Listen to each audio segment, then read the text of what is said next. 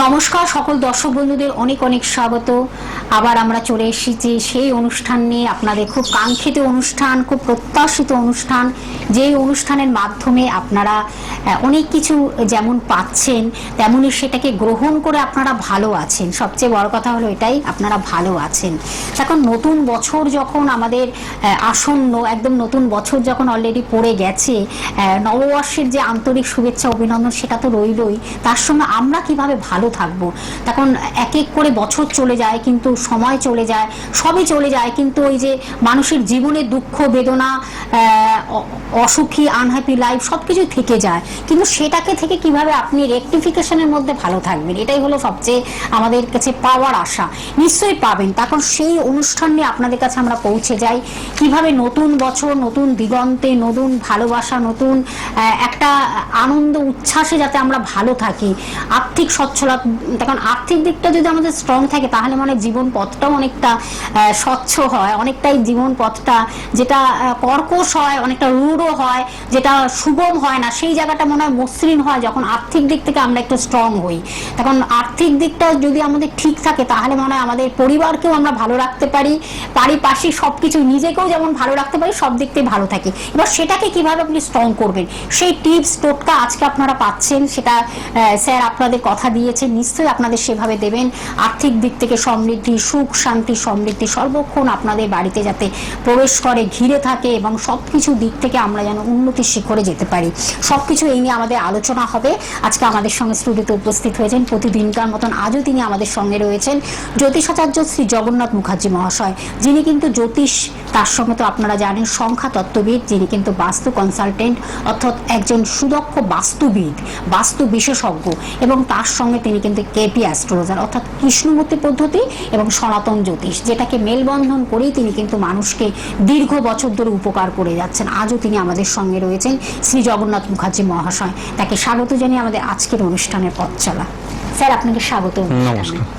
আর নতুন বছরের নববর্ষের আন্তরিক শুভেচ্ছা এবং অভিনন্দন। স্যার আমি প্রথমেই একটা কথা বললাম, আমাদের বছরগুলো পেরিয়ে যায়, এক একটা বছর এইভাবেই হয়তো এগিয়ে যাবে। আমরা 1431 আমরা পদার্পণ করলাম। একদিকে ইংরাজি নববর্ষ 2024 যেমন, এবং বাংলা নববর্ষ 1431। এই যে বছরগুলো চলে যাচ্ছে, কিন্তু আমাদের সেই দুঃখ বেদনা, আমাদের জীবনের চাওয়া পাওয়া, আমাদের আনহ্যাপি লাইফ সবকিছু কিন্তু থেকেই যায়। কিন্তু আপনার কাছে যারা আসেন ভীষণভাবে তারা উপকৃত হন।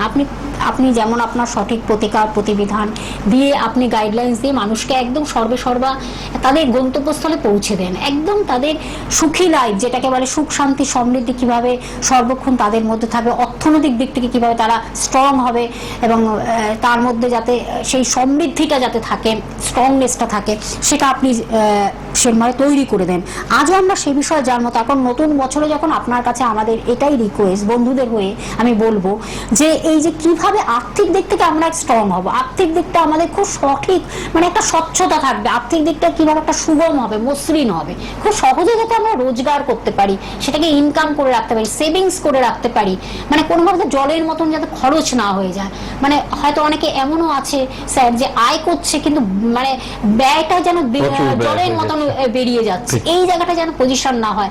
কি কি কানেকশন বা কি কি আপনার টিপস বা টোটকার দ্বারা এইগুলোকে আমরা একটা রেকটিফিকেশনের জায়গা তৈরি করে আমরা যাতে ভালো থাকতে পারি, আর্থিক দিক থেকে যেন আমরা সচ্ছল থাকতে পারি, স্ট্রংনেসটা থাকে, আমরা আজকে সে বিষয়ে কিন্তু স্যার অনেকটা আমি বলে দিলাম, আপনি এবার বলবেন সেই বিষয়। নিশ্চয়ই। বিষয় হচ্ছে যেটা আপনারা প্রত্যেকেই জানেন যে করোনা পরবর্তীতে মানুষ কিন্তু অনেক কিছু শিখতে পেরেছে পরিস্থিতিটার মুখোমুখি হয়ে, এবং কিভাবে সঞ্চয়টা কতটা গুরুত্বপূর্ণ সেটা কিন্তু উপলব্ধি করিয়েছে এই করোনা মহামারী। এবং প্রতিটা ক্ষেত্রে ইনকাম বাড়া বা রোজগার করার যে একটা জায়গা, অনেকগুলো জায়গা খুলে গেছে বিভিন্ন দিক থেকে। রোজগার একটা মানুষ যদি চায় যে উপার্জন করব, সৎভাবে সুন্দরভাবে সঞ্চয় করে এগিয়ে যাব, বিভিন্ন দিক আছে যে কিন্তু নিজস্ব রোজগারটুকু করতে পারবে এবং সঞ্চয় করে রাখতেও পারবে, নিজের মনস্কামনা নিজের মনোবিলাস পূর্ণ করতে পারবে। কিন্তু বেশিরভাগ ক্ষেত্রেই সেটা করতে ব্যর্থ হচ্ছে বা বাধা আসছে। মনস্কামনা যতটা মনের ইচ্ছা সেই অনুযায়ী করতে পারছে না, বা বা বিভিন্ন ভাবে বাধা আসছে। কষ্ট করে তো উপার্জন করলোই, আপনি যেটা বলছিলেন এই মুহূর্তে যে উপার্জন করলো ধরে রাখতে পারছে না, টাকা পয়সা জলের মতো খরচা হয়ে যাচ্ছে। সুতরাং এটা কেন হয় আগে জানতে হবে। এটা গ্রহ পজিশন যদি আপনার জন্মছকে ভালো না থাকে, কোন রকম সমস্যা থাকে, তাহলে কিন্তু আপনি সেই সঞ্চয় করতে পারবেন না। শুধু গ্রহ নয়, বাস্তু তার উপর নির্ভর করে ভীষণ ভাবে। বাস্তুর যদি ডিস্টার্ব থাকে তাহলেও আপনার সঞ্চয় থাকবে না, সঞ্চয় বিনষ্ট হবে। এছাড়া আপনার নিজস্ব কিছু অ্যাটিটিউড, নিজস্ব কিছু প্রবণতা আপনাকে দিয়ে ভুল খরচ করিয়ে নেবে, যার ফলে আপনি কিন্তু যতটা উন্নতি দরকার, বছর আসবে বছর যাবে, দেখবেন যেই তিমিরে আছেন সেই তিমিরেই পড়ে আছেন, এরকম বহু মানুষ রয়েছেন, সেইভাবে সেই উন্নতিটা করতে পারছেন না। তো বছরের প্রথম দিন থেকেই সংকল্পবদ্ধ হতে হবে যে হ্যাঁ কিছু করব, কিছু করতে হবে, রোজগার করতে হবে। এই মনস্কামনাগুলো এগুলো বছর শেষের আগে যেন পূর্ণ করতে পারি, সেই লক্ষ্যমাত্রা নিয়ে কিন্তু প্রত্যেককে এগোতে হবে। তার জন্য যত পরিশ্রম করা দরকার করতে হবে। গ্রহ বাধা থাকলে জ্যোতিষ দেখিয়ে কাটাতে হবে, প্রতিকার প্রতিবিধান ধারণ করতে হবে। মোদ্দা কথা হচ্ছে সাকসেস পাওয়ার জন্য যা যা কিছু করণীয় বছরের শুরু থেকেই করতে হবে। করব করে যদি ফেলে রাখা হয়, জানবেন সেই জিনিসটা কিন্তু দীর্ঘদিনের জন্য চলে না। এই করব করেই থেকে যায়, দিনের শেষে বছরের শেষে দেখবেন যা কিছু আশা করেছিলেন মন মতো কিছুই হলো না, সেই পর্যন্ত পৌঁছতেই পারলেন না।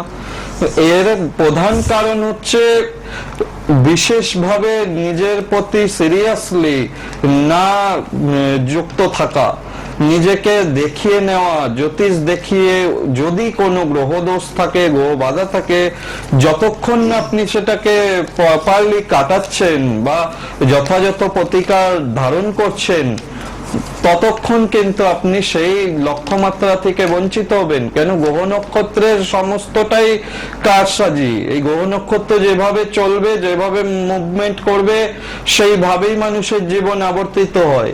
এখানে কিন্তু ভূমিকা ভীষণভাবে গ্রহ নক্ষত্রের রয়েছে। এক্ষেত্রে বলবো যে নতুন বর্ষ শুরু হচ্ছে এবং সূর্য মীন রাশি থেকে মেষ রাশিতে প্রবেশ করছে, এবং এই সূর্য মেষ রাশি, এইখানে কিন্তু ভগবান সূর্য বা রবি গ্রহের তুঙ্গ স্থান, তুঙ্গি থাকে। আর সূর্য কি হয়? জীবনের প্রতীক, আত্মার কারক, প্রাণশক্তির কারক। এই সূর্য সমস্ত সৃষ্টিকে বাঁচিয়ে রাখার মূল হচ্ছে ভগবান সূর্য। রবি গ্রহ তুঙ্গস্থ হয় মেষ রাশির ঘরে। এই রবি এই সময়টা মেষ রাশিতে অবস্থান করবে। এই যে অবস্থান, এইভাবে 12 মাসে 12টা রাশি সূর্য অতিক্রম করবে। তখন রবি জীবনী শক্তির কারক গ্রহ। নাম, যশ, সম্মান, প্রতিষ্ঠা, আর্থিক উন্নতি সবটাই নির্ভর করবে আপনার জন্মছকে রবি গ্রহ কতটা পাওয়ারফুল তার উপরে। এই রবি গ্রহের সঙ্গে যার শুক্র গ্রহ বসে রয়েছে বাজে অবস্থায়, তাহলে কিন্তু দারিদ্র দোষ তৈরি করে বসে রয়েছে। যতই নতুন বছর আসুক, নতুন শুভ সূচনা নিয়ে আসুক, আপনার কিন্তু সেইভাবে আর্থিক উন্নতি হতে চাইবে না যদি ছকে দারিদ্র দোষ থাকে। শুধু আর্থিক কেন, যদি অন্যান্য ক্ষেত্রে বাজেভাবে গ্রহ অবস্থান থাকে, না ভালো বিয়ে হতে চাইবে, না ভালো মানসিক অবস্থা বজায় থাকবে, এগুলো সমস্তটাই সমস্যার মধ্যে থাকবে। এই জন্য গ্রহ প্রতিকারটা খুব জরুরি। এই যে বৈশাখ মাস, রবি যখন মেষ রাশিতে অবস্থান করবেন এই পুরো মাসটি, এই রবি বৈশাখ মাসে যারাই জাতক বা জাতিকা রয়েছেন, একটু আত্মম্বরিতা, আত্ম অহংকার এই জিনিসটা কম বেশি থাকে। তারা কিন্তু অন্যকে কাজ করিয়ে নিতে খুব পটু হয়, খুব ভীষণ ভাবে পারদর্শী হয় অন্যকে দিয়ে কাজ করিয়ে নিতে। নতুন নতুন ফন্দি, নতুন নতুন ব্রেন থেকে নতুন নতুন আবিষ্কার, এইগুলো কিন্তু তাদের মধ্যে একটা ভালো ট্যালেন্ট বা কোয়ালিটি বলা যেতে পারে। এইভাবে ভালোভাবে কাজগুলো যারা করবেন বা এই জাতক বা জাতিকা যারা রয়েছেন করেন, তারা কিন্তু জীবনে ভালো প্রতিষ্ঠা, নতুন কিছু করার সবসময় তাগিদ কিছু সঞ্চয়, অর্থ রোজগার করা, সঞ্চয় করা, এগুলোর একটা তাগিদ আলাদাভাবে জীবনে বড় করে দেয়। পরিশ্রম করার ক্ষমতা এই রাশির রয়েছে, বৈশাখ মাসে জন্মানো জাতকা বা জাতকদের রয়েছে এই ক্ষমতাগুলো। সুতরাং সেগুলোতে একটু খেয়াল রাখতে হবে। আর পাশাপাশি এই জাতক বা জাতিকা যারাই রয়েছেন, বৈশাখ মাসের যারা জাতক বা জাতিকা, তারা দেখেছি প্রতি 15 বছর অন্তর একটা মেজর চেঞ্জ আসে তাদের লাইফে। যেমন 15 বছর বয়সে একবার চেঞ্জ আসবে, 30 বছর বয়সে চেঞ্জ আসবে, 45 বছর বয়সে চেঞ্জ আসবে মানে একটা মনে রাখার মতো কিছু ঘটনা, এমন কিছু ভালো কিছু হবে 15 বছর পর পর, সেটা দেখেছি হয় ভীষণভাবে। কিন্তু জীবনে প্রতিষ্ঠা পাওয়ার ভালো সুযোগ বা ভালো অপরচুনিটি বলতে পারেন এই জাতক জাতিকার রয়েছে। এবং অন্যান্য রাশি বা অন্যান্য মাসে যারা জন্মগ্রহণ করেছেন, জানবেন যদি গ্রহ জন্মছকে দোষ থাকে বা কোনো সমস্যা থাকে বছরের শুরুতে, এই বৈশাখ মাসের শুরুতে যদি এই প্রতিকার প্রতিবিধান বাধাগুলো কাটিয়ে এগিয়ে যাওয়া যায়, তাহলে জানবেন আপনি সে যে রাশিরই জাতক জাতিকা হন না কেন, আপনি কিন্তু জীবনে ভালো উন্নতি করবেন। জীবনে কিন্তু এই বাধা বিঘ্ন গুলো পেরিয়ে আসতে পারবেন সুন্দরভাবে। কিন্তু উপার্জনের বহু দিক খোলা, সেগুলো আপনি ধরতে পারবেন, সৎভাবে উপার্জন করতে পারবেন। এই সময়টা খুব ভাইটাল এবং খুব পবিত্র মাস হচ্ছে বৈশাখ মাস। এবং যে কোনো টোটকা বলুন, যে কোনো প্রতিকার বলুন, খুব দ্রুত কাজ করে এই মাসে। সুতরাং যারাই জানছেন যে সমস্যার মধ্যে ছিলেন বিগত বছরগুলোতে, খুব একটা ভালো যায়নি, তাদেরকেই বলবো অবশ্যই জ্যোতিষ দেখিয়ে প্রতিকার প্রতিবিধান করিয়ে নিলে সেক্ষেত্রে আপনারা শুভ লাভবান হবেন। একদম সেটাই আমরা কিন্তু আজকে জানছি যে কিভাবে আমরা ভালো থাকবো, আর্থিক দিক থেকে সমৃদ্ধি এবং সুখ শান্তি শ্রী বৃদ্ধি সর্বক্ষণ আমাদের সঙ্গে থাকবে। তো নববর্ষের নতুন বছরে আমরা যাতে প্রথম থেকেই সেই সংকল্প নিয়ে এগিয়ে যেতে পারি, সেইভাবে কিন্তু আপনাদের আজকে স্যার কিন্তু টিপস বা টোটকাগুলো যেমন দিচ্ছেন এবং কোন নিয়ম রীতি মেনে চললে এই পবিত্র দিনগুলো, বিশেষ করে যে শুভ সময়গুলো দিয়ে আমরা এগোচ্ছি, সেগুলোকে যদি আমরা ঠিক মতন মেনে চলতে পারি তাহলে আমরা ভালোই থাকবো। সেই ভালো থাকার আর্জি নিয়েই আমাদের এই অনুষ্ঠান আপনাদের কাছে আমরা পৌঁছে দিচ্ছি। আমি একটু বলে দিচ্ছি তার চেম্বারে, তার কারণ আপনারা অধীর আগ্রহে বসে থাকেন এই মানুষটির সান্নিধ্যে কিভাবে আসবেন। তার নিজস্ব চেম্বার যেটা হলো রাজপুত চৌহাটি মোড়ে, আপনারা জানেন খুব জনপ্রিয় একটি জায়গা রাজপুত চৌহাটি মোড়, যেটা কিন্তু আপনাদের প্রত্যেক রবিবার আপনারা পেয়ে যাচ্ছেন সকাল 10টা থেকে 3টের মধ্যে যেমন পাচ্ছেন, তেমনই আবার বুধ এবং শুক্রবারও বিকেল 5টা থেকে 10টার মধ্যে বন্ধুরা পাচ্ছেন। এবার কিভাবে আসবেন সেই লোকেশনটা আমি একটু জানিয়ে দিচ্ছি। কাজী নজরুল ইসলাম মেট্রো স্টেশন থেকে নেমে বারুইপুরগামী যে কোনো বাস বা অটোতে মাত্র 15 মিনিট লাগবে এই চেম্বারে পৌঁছাতে, সেটা আমি জানিয়ে দিলাম। এবং আরেকটি জায়গা সুভাষ গ্রাম, যেটা হলো প্রতি বৃহস্পতিবার বন্ধুরা পাচ্ছেন, প্রতি বৃহস্পতিবার। এটাও হাঁটা পথে 1 মিনিট, মানে ওয়াকিং ডিস্টেন্স হলো 1 মিনিটের মধ্যে, সেটাও প্রতি বৃহস্পতিবার এবং রবিবার কিন্তু আপনারা পাচ্ছেন এই চেম্বারটিতে সুভাষ গ্রামে। সেটা কিন্তু সন্ধে 8টা থেকে 10টার মধ্যে বন্ধুরা পাচ্ছেন। এবং আরেকটি জায়গা জয়নগর, সেটাও আপনারা জানেন সাউথের দিকে, যেটা জয়নগর প্রতি মঙ্গলবার বন্ধুরা পাচ্ছেন বিকেল 5টা থেকে 9টার মধ্যে পাচ্ছেন। এবং এটাও কিন্তু মানে এই জয়নগর স্টেশনটা, এটাও কিন্তু মাত্র 2 মিনিটের রাস্তা, তাহলেই এই চেম্বারে আপনারা পৌঁছে যেতে পাচ্ছেন। এবং আরেকটি জায়গা দমদম সিথির মোড়, প্রতি শনিবার পেয়ে যাচ্ছেন বন্ধুরা, সেটা হলো সন্ধ্যে 6টা থেকে 9টার মধ্যে পাচ্ছেন। আপনাদের বারবার করে যেটা বলা যে দমদমটা কিন্তু একেবারে সেন্ট্রাল জায়গা, কারণ মাঝখানে যেটা কিন্তু আপনার দক্ষিণেশ্বর থেকে আসতে পারছেন, দক্ষিণেশ্বর, ডানলপ, সিথির মোড়, যেটা এই জায়গাটি হলো দমদম সিথির মোড়ে। এছাড়াও কিন্তু আপনারা বনগা লাইনে যারা রয়েছেন, বনগা, হাবড়া, বসিরহাট, বারাসাত, হ্যাঁ, দমদম ক্যান্টনমেন্ট যেটাকে বলে, দুর্গানগর, বিরাটি, সব বন্ধুরা কিন্তু এই দমদমে আসতে পারছেন। খুব কাছাকাছি আপনাদের, একদম দমদমে মাঝখানে যেটা দমদম জংশন, বা দমদম পেরিয়ে দমদম জংশন থেকে আপনার দমদম সিথির মোড়ে আসতে পারেন, সেটাও আপনাদের কাছাকাছি হবে। বাগুইয়াটি, কেষ্টপুর, সব জায়গা থেকে থেকেই কিন্তু এই জায়গাটায় আসতে পারছেন দমদমে। এবং আরেকটি জায়গা যেটা হলো দুর্গাপুর, দুর্গাপুরে কিন্তু বৃহস্পতিবার 25শে এপ্রিল, অর্থাৎ কামিং যে 25শে এপ্রিল 25 তারিখ আসছে, সেটাই কিন্তু স্যার দুর্গাপুরে স্যারকে পেয়ে যাচ্ছেন 25শে এপ্রিল। আপনারা সেটা লিখে রাখুন, নোট ডাউন করুন, আপনাদের সেটা খুব কাছাকাছি যেই সব বন্ধুরা রয়েছেন আপনারা আসুন দুর্গাপুর, এবং বিভিন্ন জায়গা থেকে যারা আসবেন ঠিক করেছেন তারা বুকিং করে বন্ধুরা আসবেন, এবং বহরমপুরও বন্ধুরা পেয়ে যাচ্ছেন।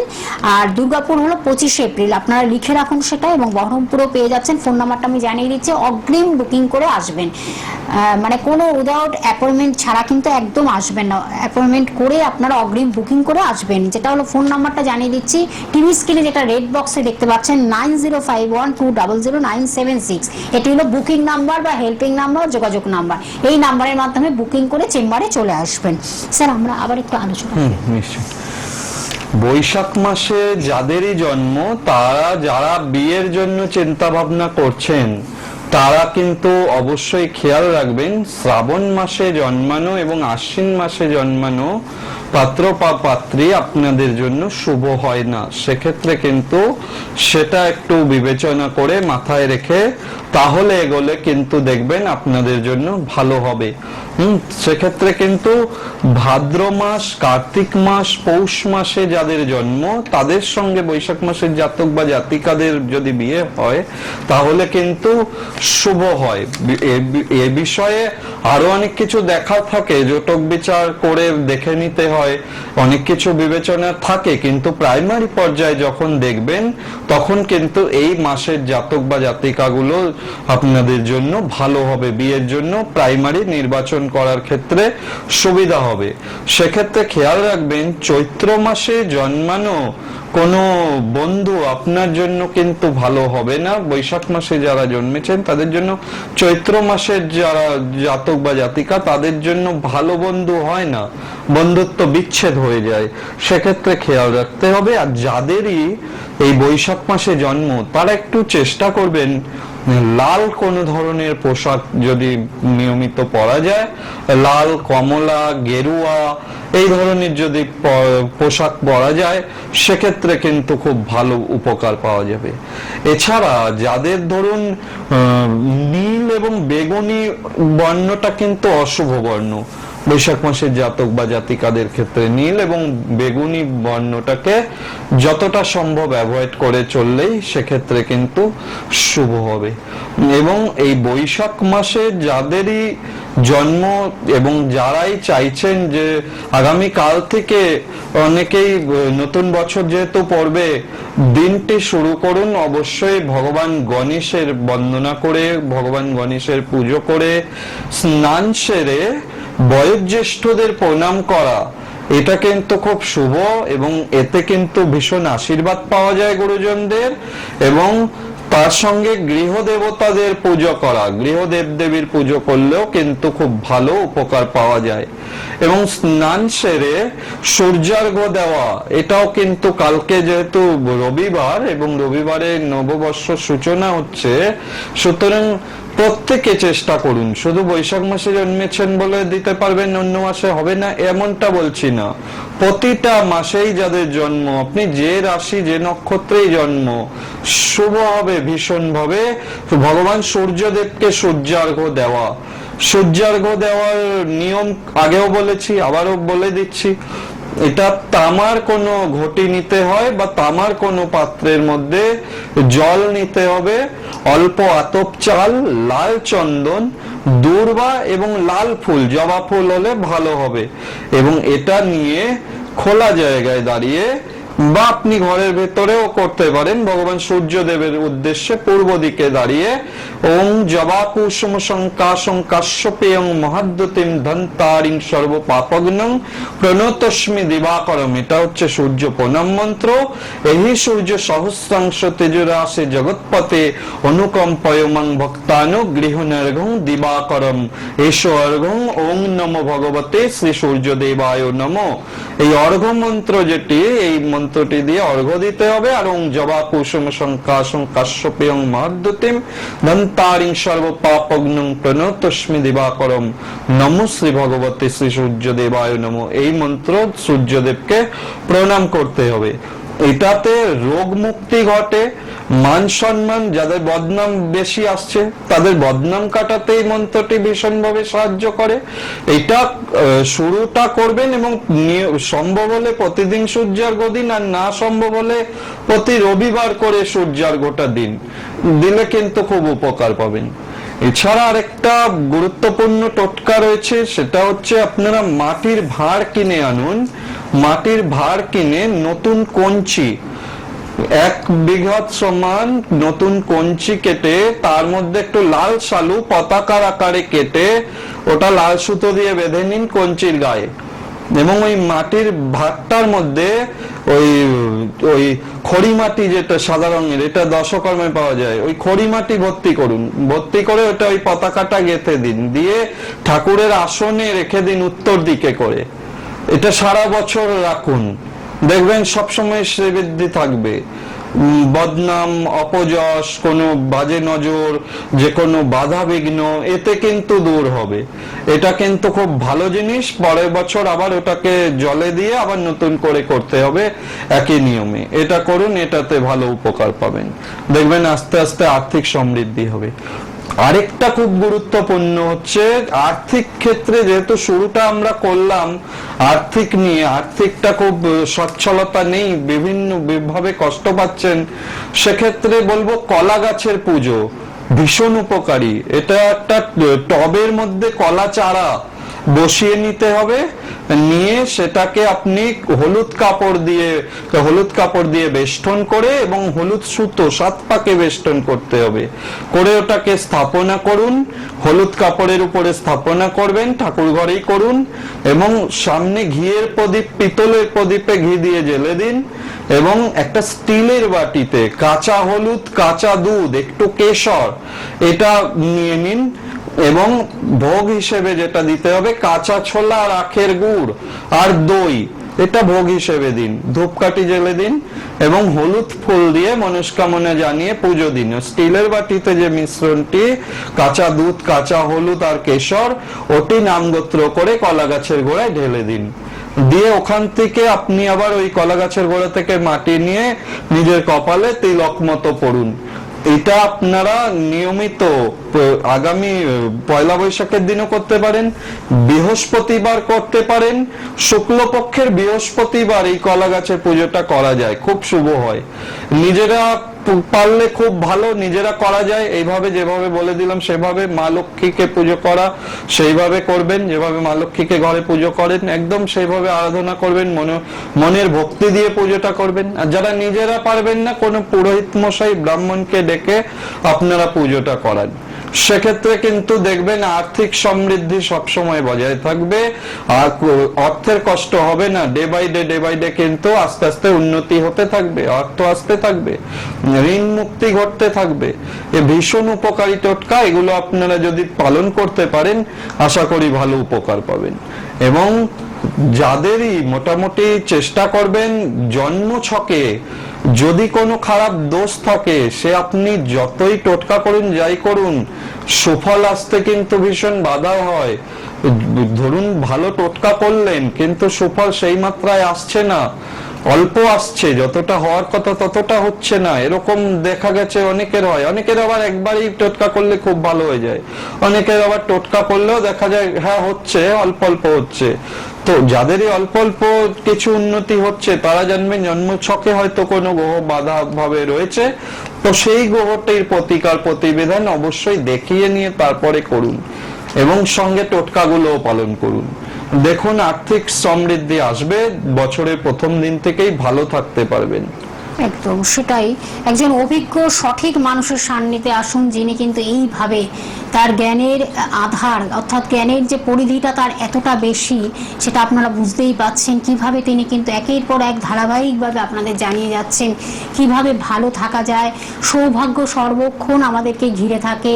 তখন এই যে শুভ সময়গুলো আমরা এগিয়ে যাচ্ছি, এই শুভ সময়টিকে কাজে লাগান, নিশ্চয়ই ভালো থাকবেন। সেই টোটকা, টিপস সবকিছু আমাদের অনুষ্ঠানের মাধ্যমে আপনাদেরকে পৌঁছে দেওয়া হয়, যে কিভাবে নানানভাবে সুযোগ সুবিধা আপনাদেরকে দেওয়া হচ্ছে, সেগুলোকে কাজে লাগাতে হবে এবং কিভাবে সেগুলোকে মেনটেন করে জীবনে একদম সঠিক জায়গায় পৌঁছে যাওয়া যায় সেটা নিয়েই কিন্তু আমাদের আলোচনা চলে। আজও তিনি এইভাবে আপনাদেরকে নানানভাবে পৌঁছে দিচ্ছেন। আমি একটু টাইমিংটা বলে দিচ্ছি, সোম থেকে শনিবার 10:35 অনুষ্ঠানটি দেখছেন, সকাল 10:35, এছাড়া রবিবার সকাল 8:10 অনুষ্ঠানটি দেখছেন এবং লাইভ অনুষ্ঠান প্রত্যেক বৃহস্পতিবার সন্ধ্যে 6টায় যেমন দেখতে পাচ্ছেন, তেমনই কিন্তু শনিবার দুপুর 3:45 অনুষ্ঠানটি দেখছেন। আবার অবশ্যই নতুন কিছু বিষয় নিয়ে আমরা আলোচনা করব। সকলে ভালো থাকবেন, সুস্থ থাকবেন, নতুন বছর খুব ভালো কাটান। স্যার, আপনাকে অনেক ধন্যবাদ।